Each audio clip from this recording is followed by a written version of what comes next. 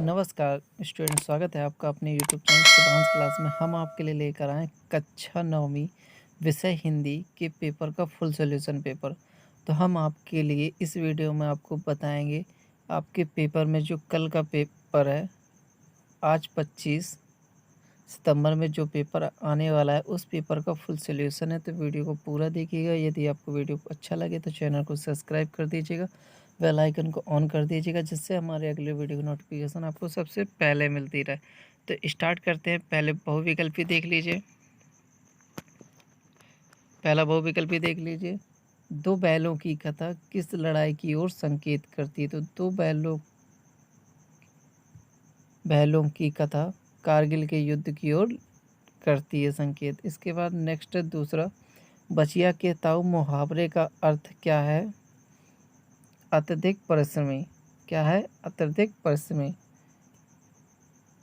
मंदिर में कितनी पोथी रखी गई थी? मंदिर में 103 पोथी रखी गई थी। कितनी? 103 पोथी रखी गई थी। क्वेश्चन नंबर 4 है, वाक्य के मुख्य अंग होते हैं। वाक्य के मुख्य अंग कितने होते हैं? 3 अंग होते हैं। कितने? 3। इसके बाद देख लीजिए क्वेश्चन नंबर 5वें का राइट आंसर हो जाएगा उत्प्रेक्षालंकार। क्या? उत्प्रेक्षालंकार।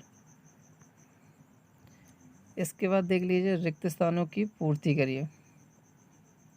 रिक्त स्थानों की पूर्ति करिए। अर्थ की दृष्टि से वाक्य के कितने प्रकार होते हैं? 7 प्रकार के होते हैं। कितने? 7 प्रकार के। नवरत्न में कौन सा समास है? नवरत्न में द्वंद्व समास है। कौन समास है? द्वंद्व समास। इसके बाद देख लीजिए नेक्स्ट है तीसरा, संगोष्ठी में सर्ग होते हैं सम। 8 400 400 400। जी हाँ, याद कर लीजिए व्हाट्सएप नंबर।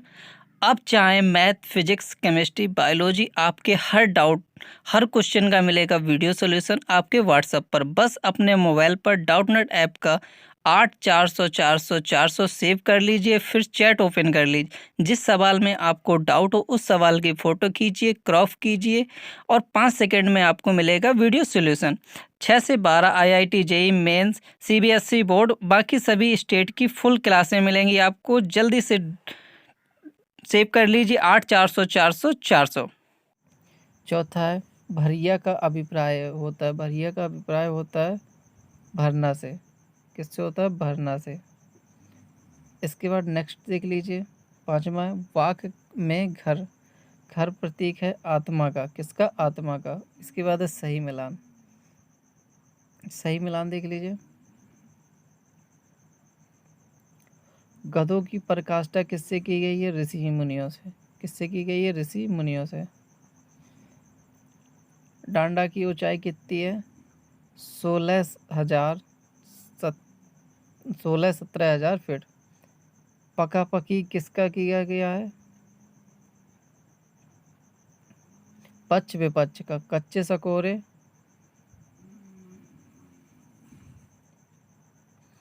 स्वाभाविक रूप से कमजोर। सूरज का विवाह रामधारी सिंह दिनकर। तो इसे नोट कर लीजिए। गधे के गुणों की पराकाष्ठा किससे की गई है? ऋषि मुनियों से। डांडा थोड़ल की ऊंचाई कितनी थी? 16-17 हजार फीट। पका पकी किसे कहते हैं? पक्ष विपक्ष को। कच्चे सकोरे किसे कहते हैं? स्वाभाविक रूप से कमजोर। सूरज का विवाह किसने? रामधारी सिंह दिनकर। इसके बाद नेक्स्ट देख लीजिए, एक वाक्य में उत्तर देना है। मूर्ति मनोहर देखी, तो कौन सा अलंकार है? उपमा अलंकार है। कौन सा अलंकार है? उपमा अलंकार है। कोई दो महाकाव्य उनकी रचना। तो पहला महाकाव्य है रामचरितमानस। रामचरितमानस।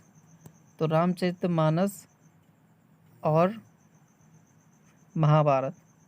महाभारत और रामचरितमानस। तो वेद व्यास जी ने लिखी थी महाभारत।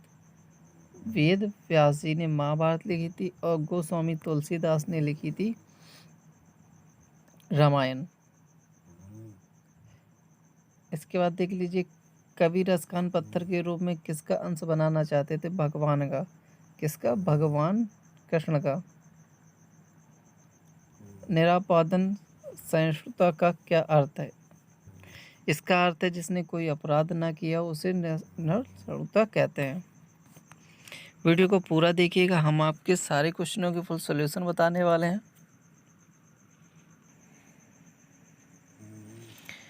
नेक्स्ट क्वेश्चन है हमारा,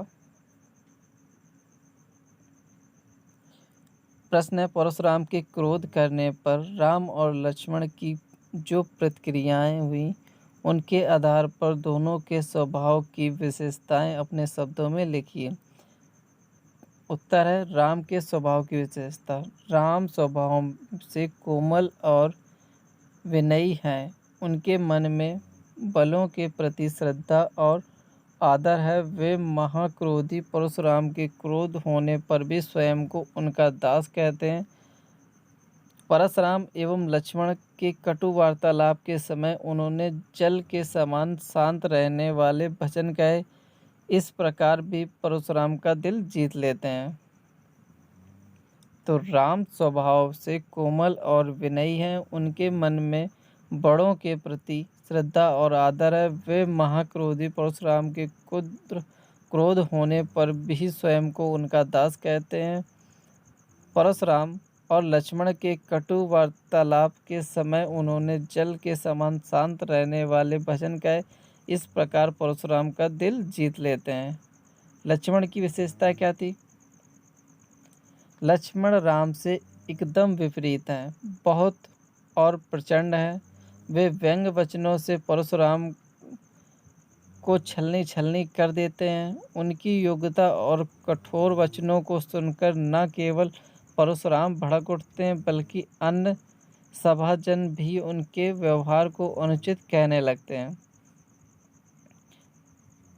लक्ष्मण तहसील स्वभाव के थे, अत्यंत बुद्धिमान थे, तभी तो क्रोधित परशुराम की प्रशंसा करते करते भी व्यंग कर देते थे। लक्ष्मण वाक्पटु थे। परशुराम की बातों का उत्तर उन्होंने बड़ी ही चतुराई से दिया।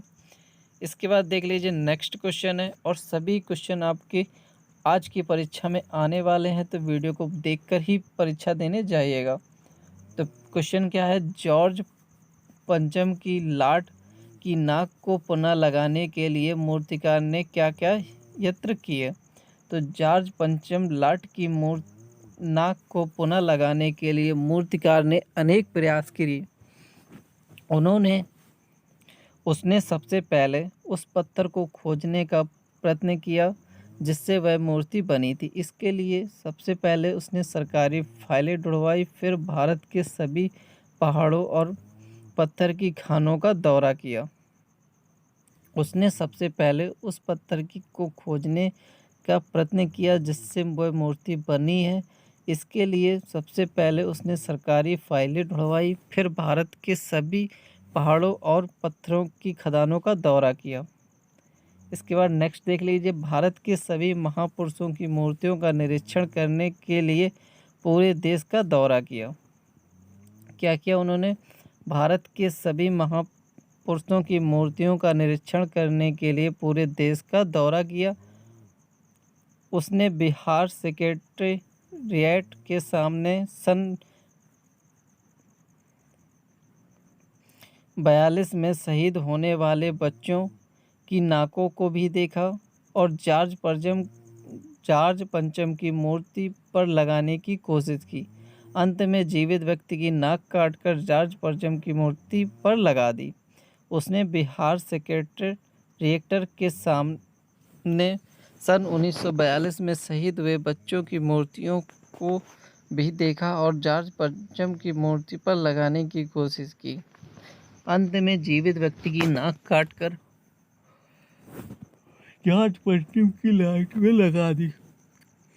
कहानी और उपन्यास में अंतर। कहानी क्या होती है? यह जीवन की किसी एक घटना पर लिखी जाती है। यह जीवन के किसी एक घटना पर लिखी जाती है। इसका आकार छोटा होता है। यह जीवन की किसी एक घटना पर लिखी जाती है। इसका आकार छोटा होता है। इसमें जिज्ञासा अधिक होती है। तो कहानी क्या होती है? यह जीवन की किसी एक घटना पर लिखी जाती है, इसका आकार छोटा होता है, इसमें जिज्ञासा अधिक होती है। इसके बाद नेक्स्ट देख लीजिए, उपन्यास क्या होता है? यह संपूर्ण जीवन को लक्ष्य बनाकर लिखा जाता है। यह संपूर्ण जीवन को लक्ष्य बनाकर लिखा जाता है, इसका आकार बड़ा होता है, इसमें जिज्ञासा अपेक्षाकृत कम होती है। यह संपूर्ण जीवन को लक्ष्य बनाकर लिखा जाता है, इसका आकार बड़ा होता है, इसमें जिज्ञासा अपेक्षाकृत अधिक होती है।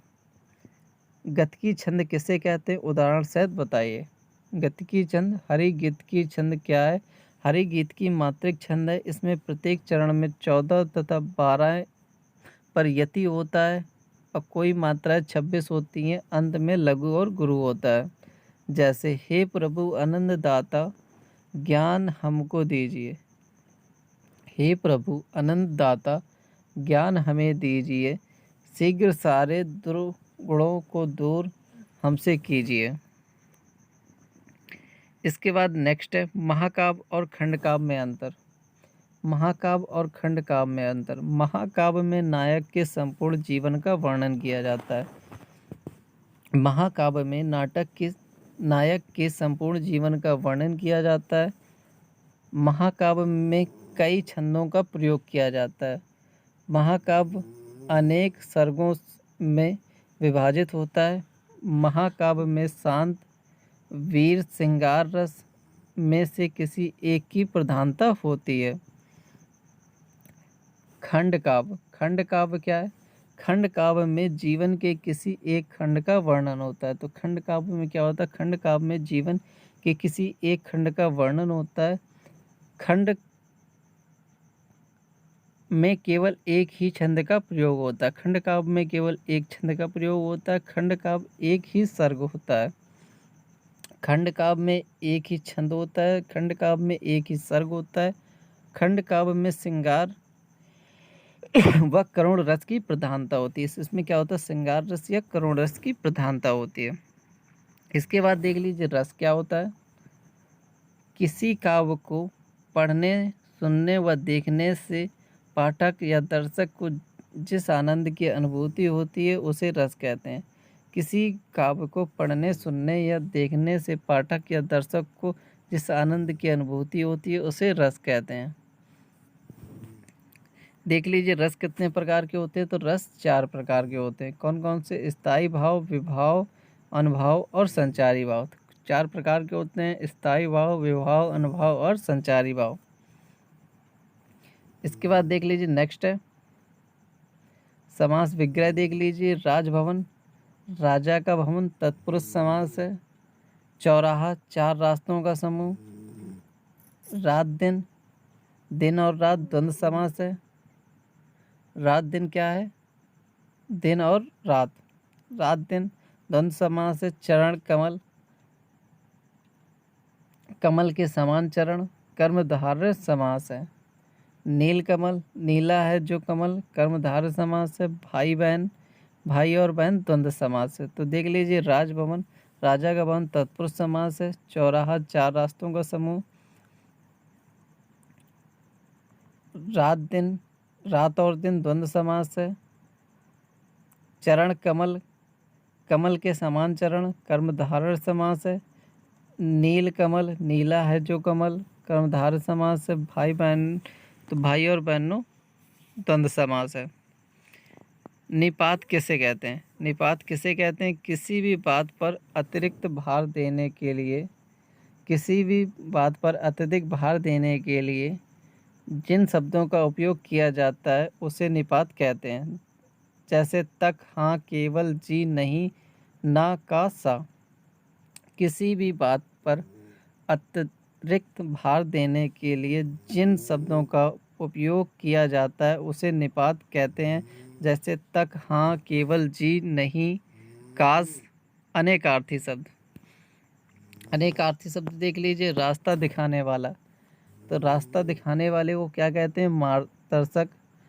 रास्ता दिखाने वाला मार्गदर्शक। जो उच्च कुल में पैदा हुआ कुलीन। जो ईश्वर में विश्वास न करता और नास्तिक।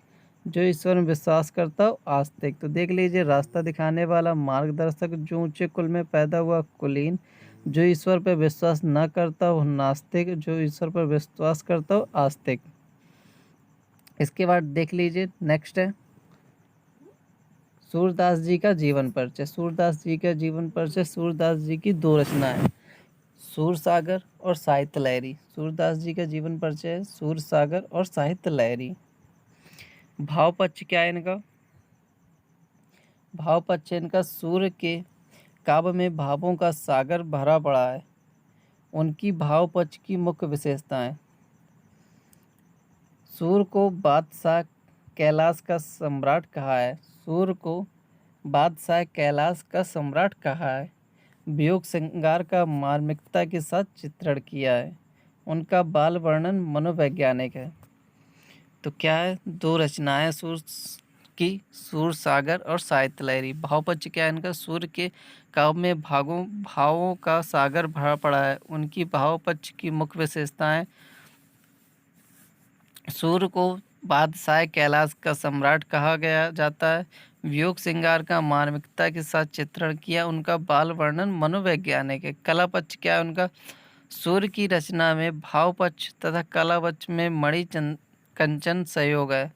सूर्य अपने भावों को ब्रज भाषा के माध्यम से व्यक्त किया है। उनकी भाषा में कमल कांत, पदावली, सरलता और प्रभाव है। उपमा, रूपक, उत्प्रेक्षा, अलंकारों का प्रयोग उन्होंने प्रचुर मात्रा में किया है।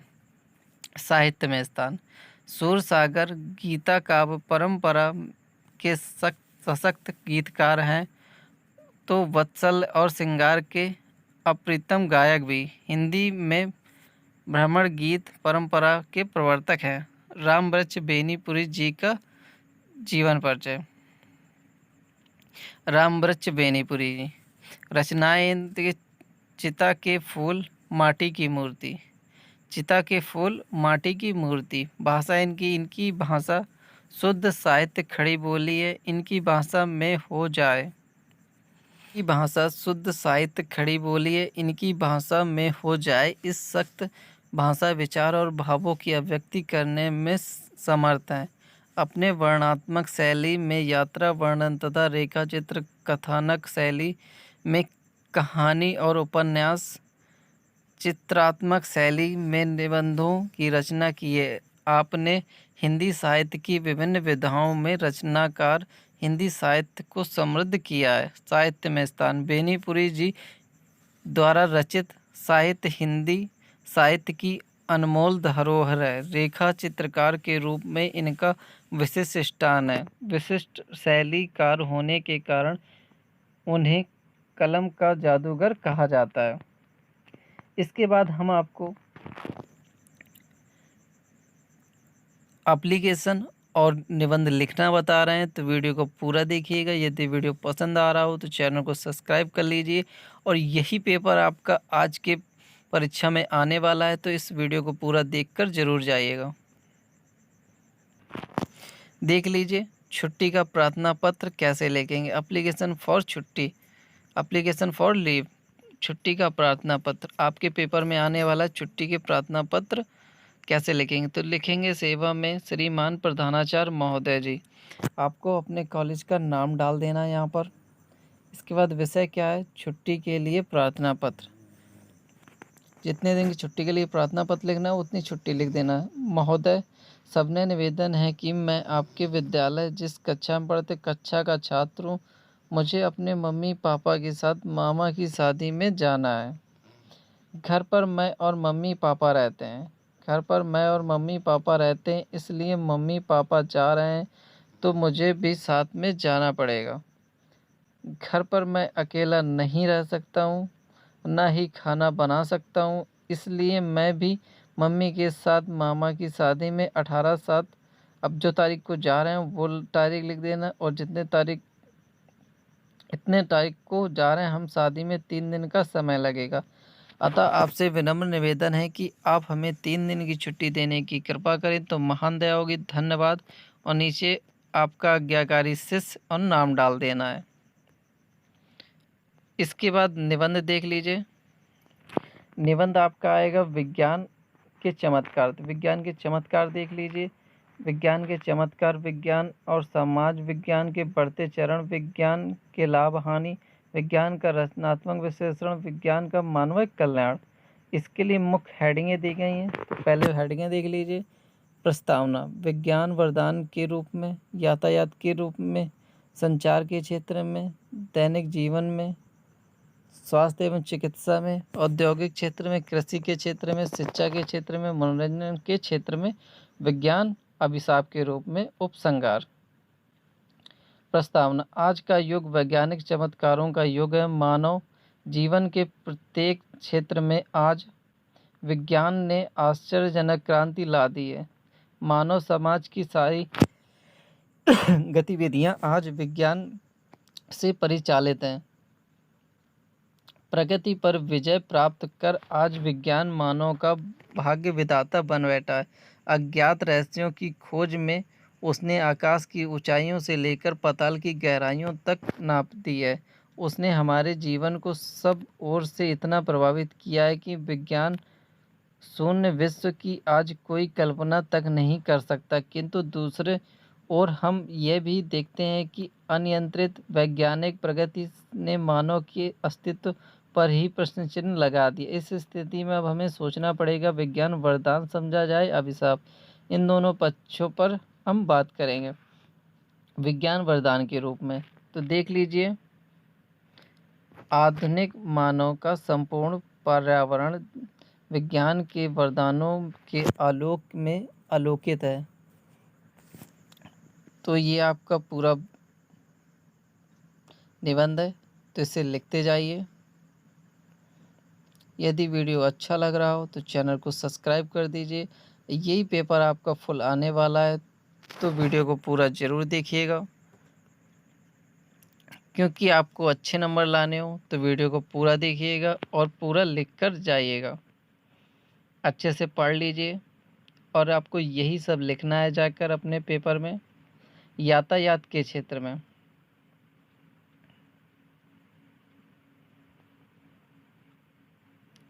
इसके बाद नेक्स्ट हेडिंग होगी आपके संचार के क्षेत्र में।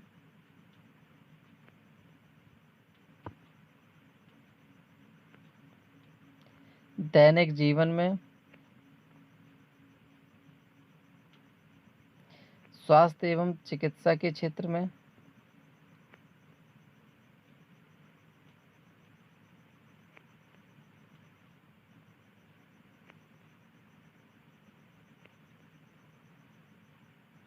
यातायात के क्षेत्र में,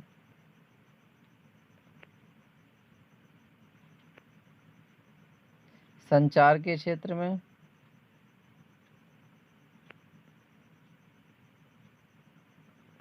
दैनिक जीवन में,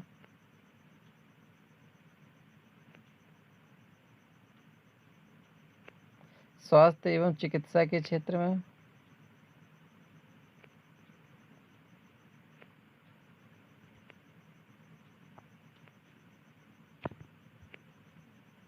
औद्योगिक क्षेत्र में,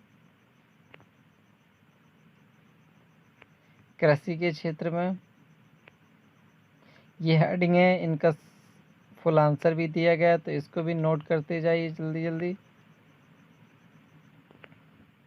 शिक्षा के क्षेत्र में,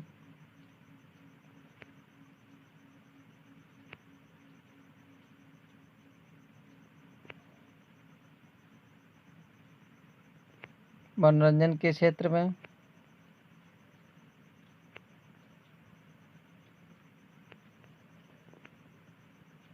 मनोरंजन के क्षेत्र में, विज्ञान अभिशाप के रूप में,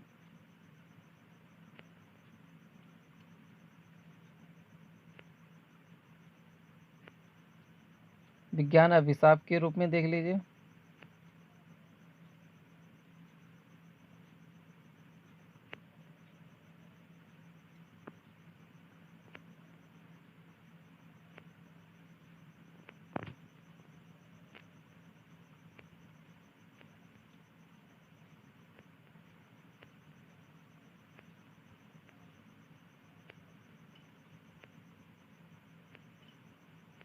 यदि वीडियो पसंद आ रहा हो तो चैनल को सब्सक्राइब कर दीजिएगा, बेल आइकन को ऑन कर दीजिएगा, जिससे हमारे अगले वीडियो की नोटिफिकेशन आपको सबसे पहले मिलती रहे।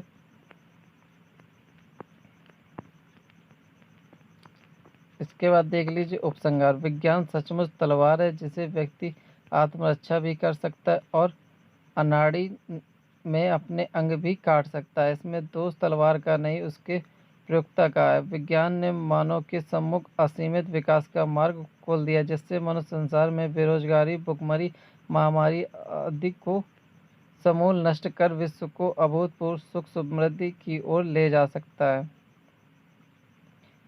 अणु शक्ति का कल्याणकारी कार्यों में उपयोग असीमित संभावनाओं का द्वार, पर्वतों का पर मार्ग बनाकर दूरस्थ अंचलों में बसे लोगों को रोजगार के लिए अवसर उपलब्ध कराना, विशाल बांधों का निर्माण एवं विद्युत उत्पादन आदि अगणित कार्यों में इसका उपयोग किया जाता है। परंतु यह तभी संभव है जब मनुष्य में अत्यधिक दृष्टि का विकास हो, मानव कल्याण की सात्विक भावना जगे। यह वीडियो आपको पसंद आया हो तो चैनल को सब्सक्राइब कर देना, बेल आइकन ऑन कर देना। धन्यवाद स्टूडेंट।